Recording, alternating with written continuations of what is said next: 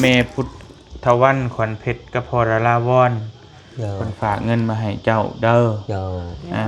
นี่เพิ่นฝากเงินมาให้3 ล้านกีบเพราะได้ซอยค่าหืดค่ายาทั้งแม่เฒ่าเอารับไว้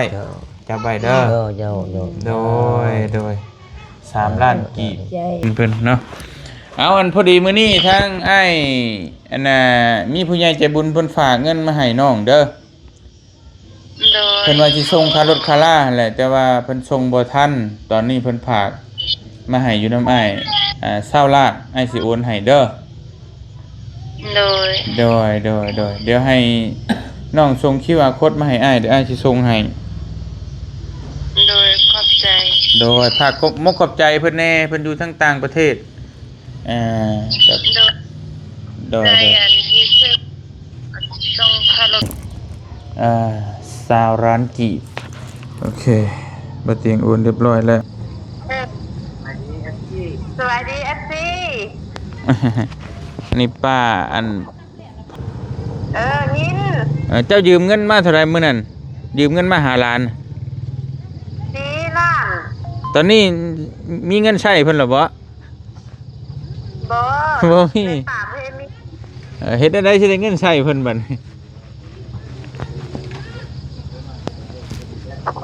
จักสิหาละเด้อว่าเสียงบ่มีแต่เนาะ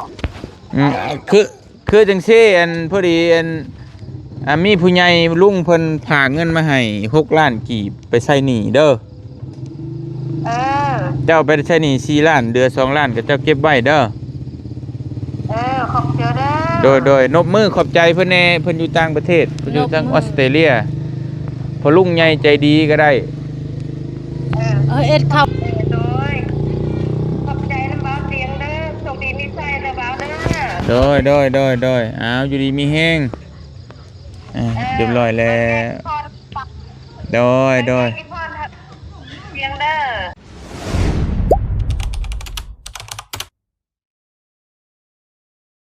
น้องนี่เนาะกับทักทายสบายดีพ่อแม่พี่น้องเบิดสุขสุขคนเนาะพี่น้องเนาะเพราะว่าชีวิตในและก็ต่างประเทศก็ยินดีต้อนรับเข้าสู่ช่องบ่เตียงทองชาแนลคือเก่ามื้อนี้บ่เตียงก็สิไปเฮือนปู่เฮือนย่าน้องปิ่นเนาะได้ยินข่าวว่าบ่สบายบ่เตียงก็สิไปเยี่ยมไปยามเพิ่นพอดีแต่ทางพ่อดาราวรกับแม่พุทธวันขวัญเพชรเพิ่นฝากเงินมาให้น้องปูฝากมาให้ปูน้องปิ้นพี่น้องเลยสบายดีเด้อน้องพรเด้อน้องพรพาไปมานี่เจ้าถิ่นตาพี่น้องเลยเจ้าถิ่นนำพาเนาะบรรยากาศดีพี่น้องเลยตอนแรงอยู่บ้านน้ำผาใหญ่เนาะภูเขาภูผาป่าไม้เจ้าพี่น้องเลยคำไวก็ได้6 โมง 7 โมงแล้วคำเนาะไปสบายดีอเล็กสบายดีนมมือก่อนนั่นนมมือโอเคเยี่ยมสบายดีเด้อพอเด้อสบายดีกินเหล้าหรือเปล่าฮะกินเหล้าโดกินบ่ได้ขอโทษกินบ่ได้เลยไม่ได้มันแสบท้องไปพี่น้องคือได้ยินเพิ่นว่าบ่สบายบ่พรแม่ตู้เพิ่นบ่สบายสร้างว่าแท้พี่น้องไปก่อนนะเดี๋ยวก่อนเอาอีกได้ไปเดี๋ยวขึ้นไปเยี่ยมยามถามข่าวน้องเพิ่นก่อนพี่น้องเอ้ยเยี่ยมยามถามข่าวปู่กับย่าเนาะของน้องปิ่นพี่น้องเอ้ยสบายดีพ่อเฒ่าสบายดีโอ้ยพากันเฮ็ดหยังอยู่เนาะนี่เนาะฮะโดยคือได้ยินบ่สบายบ่มีเฒ่าแม่นเหรอเป็นหยังน่ะ เจ็บท้อง โอ้ขอโท แล้ว ษ ไปเข้าหมอมื้อซื่นนั่น ไปเข้าห้องหมอแล้ว เจ้า บ่เตียงก็บ่ได้มาเยี่ยมครับเพิ่นว่าเป็นหยังน่ะ เจ็บท้องเจ็บปิดปวดหัก อืม ไปเข้าหมอส่งเถื่อมามือสื่นก่อน โดยเพิ่นว่าเป็นอีสาง คนว่าเขาขอลำไส้ กระเพาะลำไส้ เดี๋ยว เออ ปวดแสนสลมแก้วหนึง200,000ปลาย ใส่สิลมแก้วหนึงโอ้อีตดเลยพี่น้องเนาะ แทนไป20,000 เอาเอาไปหน้าพุ่นกูมือ ผู้เฒ่าไปหน้าบ่ เจ้า เออ ไปลูกก้าไปเข้า ลกก้าบ่สำนี้ยังลกก้าอยู่บ่ แม่เฒ่ายังไปลูกก้ามื้อนี้วันนี้อันลูกสาวน่ะไปดำผู้เดียว อืม กับดื่มหลานน้อยอัน พี่น้องเนาะ ผู้มือเจอ โอ้พี่น้องน้องพรก็มาเยี่ยมเพิ่นไอ้เฒ่าเจ็บท้องก็พอลำไส้ติพี่น้องเนาะอย่าละเลยอย่าละเลย ใครเนี่ยบ่ตอนนี้ดีขึ้นนะบ่ ดีแล้ว ไปนานโอ้ยจวกอ่ะ เป็นหน้าซื้อมือแล้วโอ้ยเป็นไงยังเฮ็ดหน้าอยู่บ่ โหบ เห็นหน้า เฮ็ดเจ้าก็ดำหน้าบ่เจ้าก็ หาบ่ดำหาลูกกา ลกก้าโอ้มันก็นักพ่อกันนั่นแหละลกก้าบ่ดำก็ลกเนาะอ๋อพี่น้องเอ้ย เขาไปขุดแจขุดน้ำแป้งน้ บ่มีลูกหลานบ่ ำมี ลูกหลาน นี่ลูกสาว เออ ลูกสาวค่ะ พี่น้อง มื้อนี้มื้อเดียวมันด มีผู้เดียวนี่ ำเอาผัวเพิ่นไปซะซั่น อ๋อพวกมันก็อยู่หั่นเฮือนนะ เฮ็ด2คนแล้วบ่ ผู้เดียว เอาบัดผัวแล้วบ่เฮ็ดบ่ซั่น พวกมันก็ผู้ไทยไทยนา ว่าผู้ชายหน้า จ้ะ พวกคนไทยหน้ามันดำเฮาลูกกาพระธาตุสับ ไทยแล้วก็ดำเด้อ เออ ไทยแล้วก็ไปดำเฮาก็ไทยแล้วก็ดำคือกันพี่น้องเอ้ย เฮ็ดได้เจ้าก็น้องบ่เฒ่าเนาะ ยังเฮ็ด เฮ็ดได้เจนแล้วเลยลูกเอ้ยบ่มีเพื่อเฮ็ด เวลาพันผู้มันตายจะทำให้มาว่าสิไปสอบเงินสอบคำหน่อยหนึ่งสิไปซอยอายเพิ่นไถนาดำนาแล้วลังจีไปสอบเงินเพิ่นว่าเพิ่นไปค่าอยู่ทำ สอกเงินสอกคำมาเพราะได้ไปซอยพ่อแม่ดำหน้าเนาะ ตามเพิ่นเว้า โดยพี่น้องเอ้ยน้อยเนาะแต่ว่ามาติดถามก่อนก็บ่ได้นั่นซ้ำเนาะนี่ตนเลยพี่น้องโอ้ยสบายจังไดจังไดก็อดทนสู้ๆแล้วพ่อเฒ่าเอ้ยเนาะ เป็นนั่นเลยสู้เอา เงินเฮาให้มื้อนั้นซื้อกินหยังนี่มื้อนั้น เงินมันนั่นเลย ซื้อกินหยังนี่ซื้อกาแฟบ่ ซื้ออันกาแฟซื้ออันของกินไปซอยเขาเขาไปซอยนำหน้า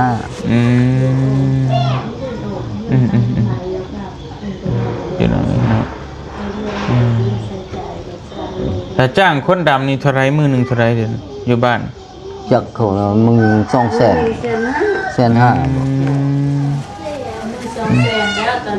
ตอนนี้มือ200,000เขาว่า ปีก่อนหันมื้อละ150,000 หลายอีหลีบ่น่ะ 5ไร หาอะไรก็หลายเติบเนาะ เกือบจะฮอดเฮกตาร์นึงแล้วแต่ยังบ่ทันฮอดเฮกตาร์ โดยพี่น้องเอ้ยกินข้าวกินน้ำแล้วมื้อนี้ ยังบ่ทัน ได้หยังกินแรง จักมันเท่าเฮ็ดยังมันต้มเนาะส้มบ่นั่นเลย ต้มน้ำส้มเห็ดแจ่ว ต้มน้ำส้มเห็ดแจ่ว เห็ดเขากิน อ๋อ เอากินก็ได้ห่อน โดยอื่นจะให้ลูกสาวแล้วไปเซาะของกินซื้ออยู่น้ำสารซื้ออยู่นั่นก็มี ไปซื้ออยู่ไสแนวกิน ไปซื้อลูกแจ้งกันหมดเลยลูกแจ้งไปซื้ออยู่ แจ้งก่อน น้ำสาร สารท่าน ก็ยังค่าหมูค่าสัตว์พวกมือ อืมโลเท่าไรชิ้นหมูชิ้นไก่ โลเส้นไป อืม ชิ้นหมูโล สิน อืม ชิ้นไก่โลเป็น ใครอยู่เนาะก็ยังช้ำกันกับบ้านบ่เตียงอยู่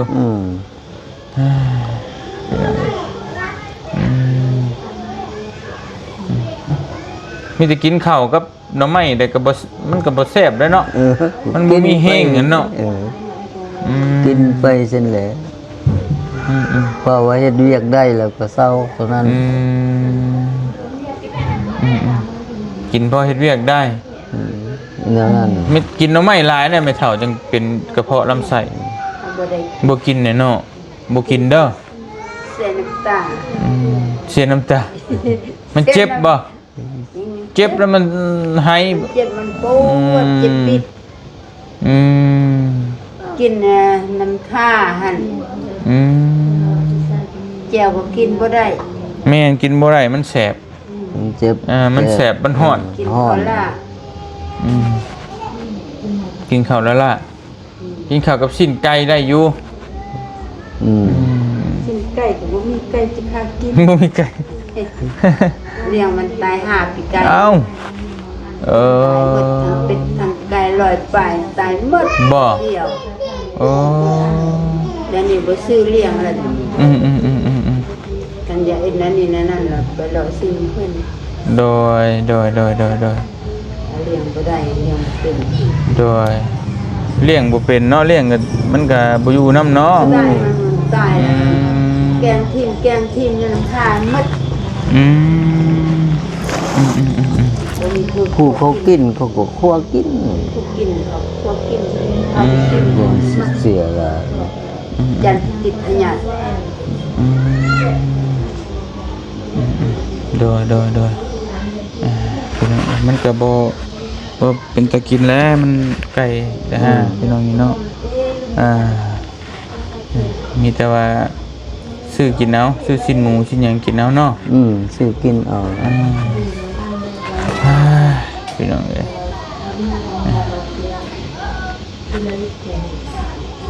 ต้องหันเห็นแต่ว่าเพิ่นไม่เท่าเพิ่นเจ็บป่วยบ่สบายบ่เตียงก็บ่ได้มาเยี่ยมพี่น้องเนาะใครนี่แล้วตอนนี้เนาะ ดีแล้ว น้องปิ่นโทรมาเล่นน้ำอยู่บ่ บ่บ่โทรจักเทื่อนะ เดี๋ยวมาฮอดบ้านผมได้โทรบอกว่าซั่นน่ะ บ่ได้โทรบอก บ่โทรบอกเลยโอ้ ไปน้ำมันก็บ่ได้ โทรไปหาก็บ่ได้ สร้างว่าจังมันบ่ แม่นตอนช่วยหั่นมันอันอ้ายวันหนึงโทรมาหาตอนเรากินข้าวอยู่นา อ้ายเพิ่นโทรมาเฮากินข้าวเป็น2โมง บ่มีสัญญาณบ่เดี๋ยวสิโทรเบิ่ง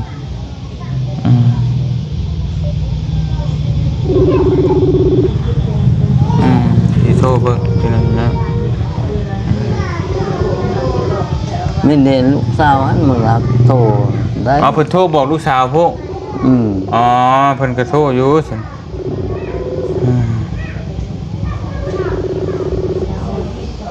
มันก็โทรนำข้าว โทรมันก็บ่รับสายลูกสาวโทร บ่ฮับเนาะ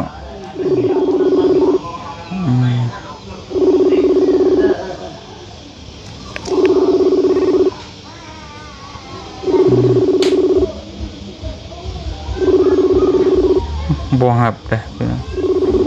มีเวียกบ่ จะเอาลูกน้อยหลานมาแล้วสิให้อ้ายลงกับแม่ โอเคอ้าวน้องปิ่นก็บ่ฮับสับบาดนี่พี่น้องโอ้ย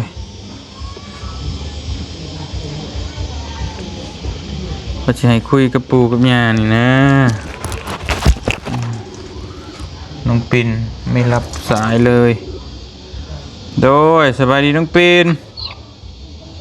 สบายดี อยู่ไสตอนนี้ อันอยู่บ้าน โอ้สบายดี FC เนี่ยอยู่ไสบ้านฮะเบิ่งดูบ้านหั่นเอาแล้วเฮือนบ่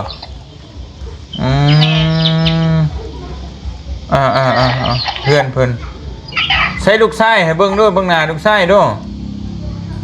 โอ้ยผู้หญิง ผู้หญิงบ่ลูกสาว คิดว่าลูกชายบ่จักเลยสบายดีนั่ง สบายดี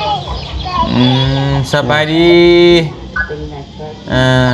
เบิ่งแน่นี่ว่าข่อยมาหาไผนี่เบิ่งแน่นี่นี่ โอ้ยป้า อ้าวคุยด้วยเบิ่งด้วยคุยกับหลานแน่ ไอ้ nếu mấy ấy ये số to dạ ấy ยืด นี่ ยื dạ ดอ่ะ นี่dạ của ป้า nhà เปิดมา ơi mà mà มานี่ ป้าเปิดมาแล้วนะ năm là tầm con num là ấy người mấy cái hộp tạ này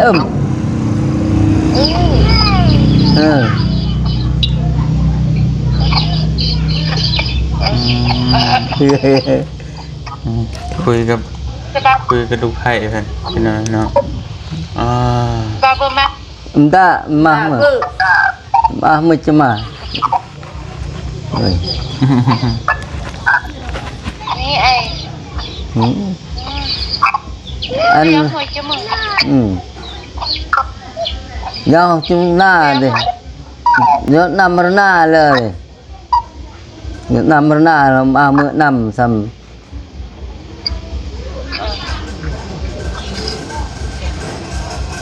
น้ำตาลเปิดตา อีนี่ anh ta bự nè ไม่น่ะตาลอง ไปคุยกับ đêm หลาน anh ta bự nè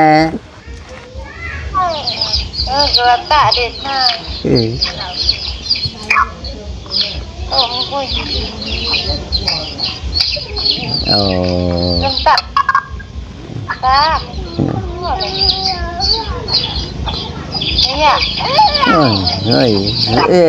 yên ai ồ chứ vui nè gai hộp tạ nè ตั้งใจแบบนี้มันจะได้นี้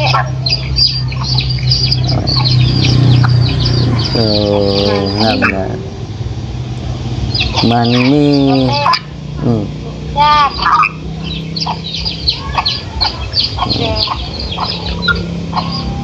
ไม่เจอเรียมาหมด ต้มเตืองจัด ต้มตะบัง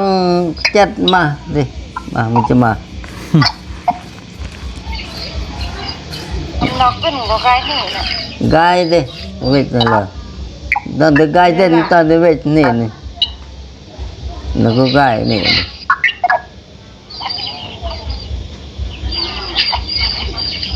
เมื่ออดก็เรื่องแล้ว นี่เลย เรื่องก็เรื่องดังทำกันอะไรครับ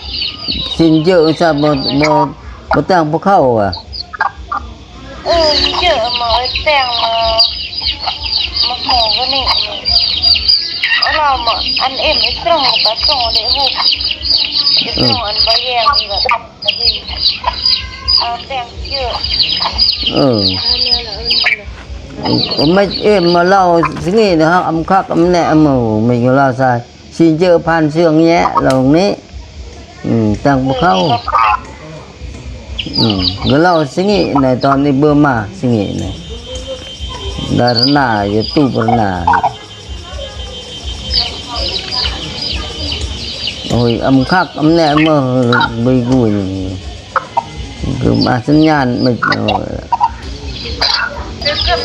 พี่น้องเนาะเดี๋ยวมันก็จะมืดๆนิดนึงบาดนี้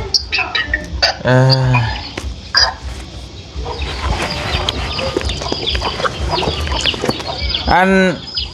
น่ะ เดี๋ยวจักหน่อยเด้อจักหน่อยไอ้โทรกลับอย่าเผาวางเด้อ โดย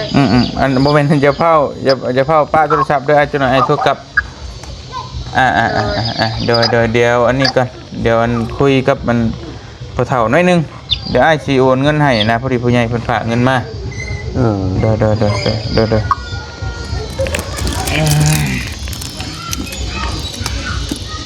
มาพี่น้องเลยโอเคพี่น้องนี่เนาะมามื้อนี้บ่มีคนมานำโอเคมาพี่น้องเลยเดี๋ยวสิ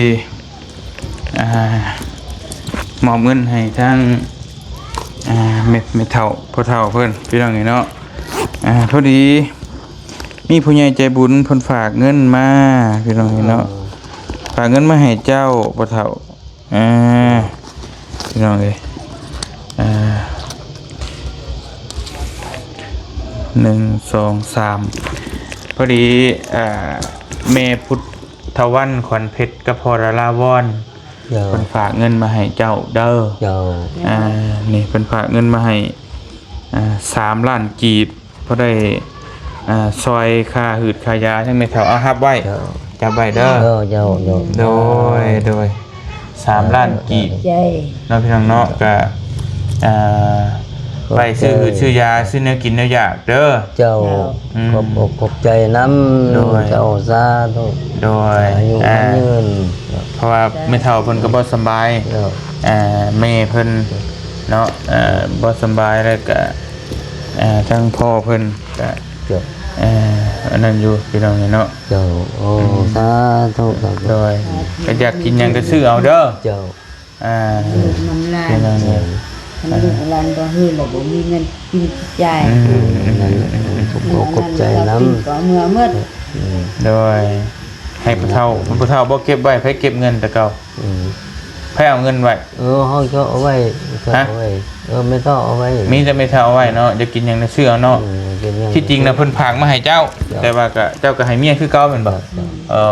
โอเคฝากขอบมุกขอบใจเพิ่นแน่อันพอดาราวอนพอดาราวอนกับแม่พุทธวันควรเพชร เจ้าเขา ขอบมุกขอบใจอวยพรให้เพิ่นแน่เพิ่นอยู่ดีมีแฮง ขอบใจน้ำได้กินย้อนได้ช่วยเป็นไอ้นู่เป็นตาแล้วเอาเฮ้ขอบใจน้ำสาธุ ขอบใจหลายๆเนาะพี่น้องเนาะเอาเดี๋ยวสิโทรหาน้องปิ่นอีกรอบนึงพี่น้องเนาะเดี๋ยวขออนุญาตเด้อสั่งเด้ออันนี้เป็นเงินของพ่อดาราวอนกับแม่พุทธวันขวัญเพชร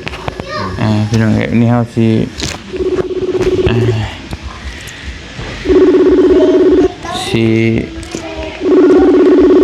โอนไปให้น้องปิ่นอีกต่างหากเนาะพี่น้องเนาะฮัลโหลน้องปิ่นเด้อสบายดีอีกรอบเด้อ สบายดี พี่น้องเนาะเฮ็ดหยังอยู่บ้านน่ะ นั่งลิ้นนะ บ่แม่นอันแต่ละมื้อน่ะกลางเว้นน่ะเฮ็ดหยัง แต่ละมือก็อยู่เงินอยู่ในอย่างพลังเนี่ยทางเห็นก็ บ่ได้เฮ็ดให้เฮ็ดหน้าบ่อยู่พุ่น เฮ็ดแต่ยังบ่ได้ไปเถื่อนยังพักผ่อน โอเค เมื่อวานนี้ฮักก็เฮ็ดพาเขาโอเคเอาขอบใจหลายๆทางพี่น้องเลยน้องปิ่นเพิ่นเนาะเอาอันพอดีมื้อนี้ทางไอ้อันน่ะมีผู้ใหญ่ใจบุญเพิ่นฝากเงินมาให้น้องเด้อเพิ่นว่าสิส่งค่ารถค่าล่าแหละแต่ว่าเพิ่นส่งบ่ทันตอนนี้เพิ่นฝากมาให้อยู่นำอ้าย20 ล้านอ้ายสิโอนให้เด้อโดยเดี๋ยวให้น้องส่ง QR Code มาให้อ้ายเดี๋ยวอ้ายสิส่งให้โดยขอบใจโดยฝากขอบใจเพิ่นแน่เพิ่นอยู่ทั้งต่างประเทศโดยที่ซื้อส่งค่ารถกลับบ้านขอบใจหลายๆสุขภาพแข็งแรงร่ำรวยปากเก่าขอปรารถนาสิ่งใดขอใดสิ่งนั้นโดยเอาขอบใจหลายๆเนาะเดี๋ยวอ้ายส่ง QR มาอันอ้ายสิส่งให้เด้อ โดยเมื่อฮอดบ้านจักโมงมื้อนั้น อันพอดอยู่อันก็สี่อัน11 โมงตอนกลางคืนแล้วตอนเช้าจึงลุกมาบ้าน อ๋อพักอยู่กะสีเนาะอ่า แม่ทำอยู่ โอเคโดยเอาเดี๋ยวอ้ายสิโอนให้เด้อ โดยขอบใจ โดย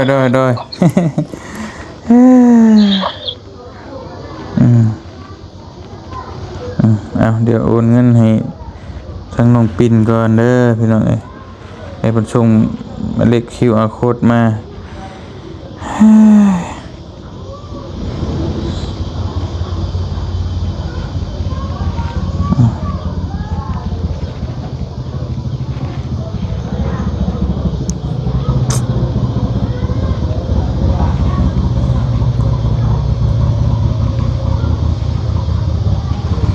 โอนเรียบร้อยเด้อพี่น้องเนาะเห็นอยู่ป่ะนี่20 ล้านกีบโอเคบัดเตียงโอนเรียบร้อยแล้วเดี๋ยวส่งให้น้องเพิ่นก่อนอันนี้เป็นลุงพ่อลุงคนหนึ่งที่เพิ่นก็ซอยโดยตลอดมาพี่น้องเนาะทางบ่เตียงก็ขอบคุญขอบคุณทางพ่อลุงหลายๆเพิ่นก็บ่อยากให้ออกชื่อออกนามแต่ว่าให้บอกน้องปิ่นทางหลังไม้ก็ได้ว่าซั่นขอให้พ่อลุงจงอยู่ดีมีแรงความเจ็บเป็นสุดได้ความไข้อย่าสมีขอให้สุขให้มานให้ร่ำให้รวยเดินทางไปทางใดก็ตลอดปลอดภัยเด้อลุงเด้อเนาะสาธุมุขใจละลายให้อยู่ดีมีแรงเพิ่นก็เจ็บป่วยอยู่ก็ขอให้ดีให้เศร้าไวๆเนาะโดยเอาขอบใจละลายเด้อเศร้าไวๆเด้อโดยไปก่อนบัดนี่พี่น้องเอ้ยมา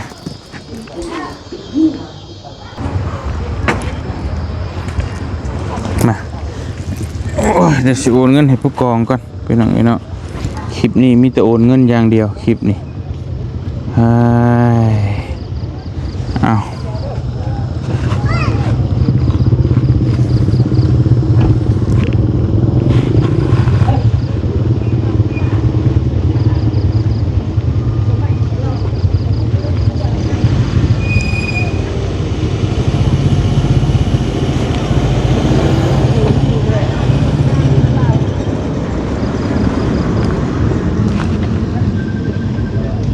โทรบ่ได้อีกแล้วบ่มีสัญญาณพี่น้องเนาะ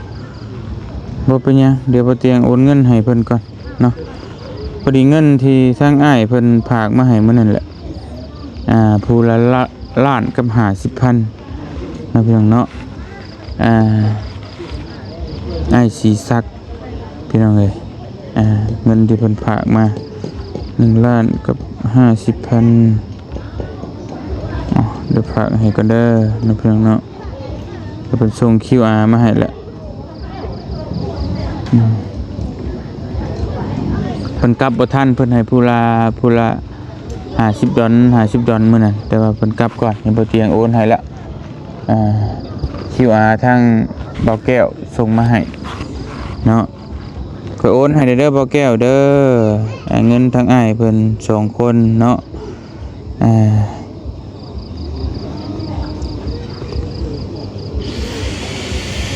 ไอ้กิตนิกรกับไอ้โดนสัญญาดิเด้อ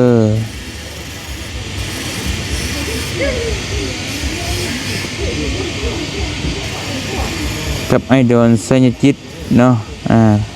อ่านชื่อเพิ่นผิด โดยที่เพิ่นฝากมาตลอดนั่นแหละพี่น้องขอบคุณในไลน์เนาะเดี๋ยวถ้าน้องปิ่นมาก่อนบัดนี้เดี๋ยวสิโอนให้น้องปิ่นญาติพี่น้องน้องปิ่นเนาะพี่น้องเนาะมาต่อกันบัดนี้เดี๋ยวสิพอดีมีผู้ใหญ่ฝากเงินมาให้ทาง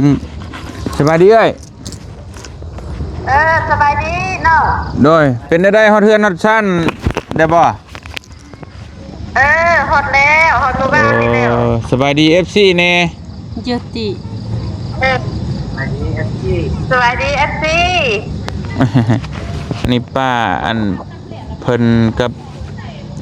ทั้งพ่อเพิ่นมามื้อนั้นพี่น้องเมื่อยากบ่ยุ่งยากบ่ทางเมื่อบ่บ่ค่อยมีสัญญาณเนาะแม่นฮอดแข่งหัวพันเรียบร้อยแล้วเนาะ ฮอดใส่หัวสั้นแล้ว โดยอันนี้คือญาติพี่น้องผู้ที่มาเยี่ยมน้องพรมือนั่นมาแล้วก็เมื่อพอดีคือจังซี่อันเฮาก็สิเข้าเรื่องเลยแต่มันสิยืดสิยาวพอดีอันผู้ใหญ่ใจบุญลุงฮักเฮานี่แหละเพิ่นฝากเงินมาให้เจ้าอยากซอยค่ารถค่าล่าซอยค่าหนี้ค่าศีลเจ้าหั่นนะเจ้าบอกว่าเจ้ายืมเงินมาเท่าไหร่ก็มื้อนั้น 4 ล้าน 4 ล้านบ่ โดยเพราะว่าน้องสิเอาเงินน้องให้ก็ยังบ่แล้วเวียก ได้ยินบ่ ยิน เจ้ายืมเงินมาเท่าไหร่มื้อนั้นยืมเงินมา5 ล้าน 4 ล้าน ตอนนี้มีเงินใช้เพิ่นหรอบ่ บ่ บ่มี ป่าเพิ่นมี เฮ็ดได้สิได้เงินใช้เพิ่นบัดนี้ จักสิหาละเด้อเด้อว่าเสียงบ่มีแต่เนาะ คือจังซี่อันพอดีอันมีผู้ใหญ่ลุงเพิ่นฝากเงินมาให้6 ล้านกีบไปใช้หนี้เด้อเจ้าไปใช้หนี้4 ล้านเดือน2 ล้านก็เจ้าเก็บไว้เด้อ ขอบเจอเด้อ โดยนบมือขอบใจเพิ่นแน่เพิ่นอยู่ต่างประเทศเพิ่นอยู่ทางออสเตรเลียพอลุงใหญ่ใจดีก็ได้ เอ็ดข้าวกล้องแม่ นบมือเข้ากล้องนี่อวยพรให้เพิ่นอยู่ดีมีแห้ง เรียนนะคะเองขอบใจเด้อโชคดีมีแฮงเด้อ โดย ข้าวกล้องแม่นุก ต้องขอกันขอบใจพอลูกเด้อ โดยอยู่ดีมีแห้งให้ร่ำให้รวย น้องโชคดีเด้อ โดย เราก็นั่งนกคักนกเนี่ยโอเคเดี๋ยวส่ง QR ใหม่เฮาสิส่งให้เด้อโดยขอบใจโดยเอาแล้วก็คือสิฮ้อนเนาะดีบ่บาบอยู่พี่น้องเอ้ยมาเอา QR มาให้ไอ้นี่เดี๋ยวไอ้โอนให้เพิ่นพอเพิ่นซอยค่าเพิ่นอยากซอยค่ารถค่าล่าอีหยังต่างๆเนี่ยแต่มันเพิ่นเมื่อก่อนแล้วพี่น้องก็เลยบ่ทันเนาะสิเฮ็ดจังใดก็ได้ฝากมาเดี๋ยว เขาโอนเข้าแล้ว เดี๋ยวจะเอาให้ระเบิงก่อนให้ระเบิงก่อนนี่เด้อ6 ล้านเด้อถ่ายระเบิงนี่โอนข่าวแล้ว6 ล้าน โดยขอบใจน้ำบ้าเสียงเด้อโชคดีมีใจเด้อบ้าเด้อ โดยอ้าวอยู่ดีมีแห้งเรียบร้อยแล้วโดย เสียงเด้อ โดยขอบใจเจ้าให้อยู่ดีมีแห้งคือกันโดยกันนอก โดยเบิดละบาทเบิดแล้วเหลือเงิน3 ล้าน ตัวว่าเตียงตัวน้องน่ะ คิดตัวยังนี่ไล่เบิ่งนี่หัวหน่วยหัวชิปหัวห้อยหัวพันหัวล้านแม่นบ่3 ล้านกับ3,200กีบเอาอีหลีคิดตัวนี่น้องเอ้ยเพราะว่าเพิ่นฝากมาก็มีแต่เงินเพิ่นเด้เงินเพิ่นก็โอนให้เบิดแล้วบ่นี่จบกัน ยังโอนให้น้องอีก บ่มีเบิดแล้วเบิดเพื่อนจะกินพ่อยังบ่ได้ไล่บินเบิ่งได้พี่น้องเจ้าก็เบิดแล้วบ่จักน้องพรอีก โอเคพี่น้องเอ้ยจังได๋ก็ขอขอบคุณขอบใจขอบคุญขอบคุณหลายๆทาง FC บัดจุกูทุกคนที่ฮักแพงแล้วก็ซอยทั้งน้องปิ่นทั้งปู่น้องปิ่นแล้วก็ทั้งพี่น้องน้องพรก็ขอบคุณขอบใจให้อยู่ดีมีแฮงบัดจุกูทุกคน น้องขอบใจเด้อที่โอนเงินให้ช่วยพ่อแม่ของน้องที่เมื่อบ้านแล้วขอบใจหลายๆที่ช่วยเหลือเพราะว่าครอบครัวของน้องมันก็ทุกข์ยากหาเงินก็บ่ได้อยู่บ้านนอกอยู่เขตนอกมันอยู่หาเงินยากโดยขอบใจหลายๆที่โอนมาให้พ่อแม่ค่ารถใช้หนี้ขอให้อยู่ดีมีแฮงเด้อความเจ็บอย่าได้ความไข้อย่ามีขอให้ได้ขายสิ่งของให้ได้หลายๆขอให้มีคนอุดหนุนเด้อสาธุไปบัดนี้โอเคพี่น้องเอ้ยบ่เตียงก็ สิขอตัวเดี๋ยวกลับไปเฮือนไปซ่านทางเฮือนใหม่แล้วก็จังว่ากันสำหรับมื้อนี้ขอตัวก่อนค่ำมืดตื่นตาอยู่ดีมีแฮงสบายดีเด้อพี่น้องเด้อไปขอบใจหลายๆ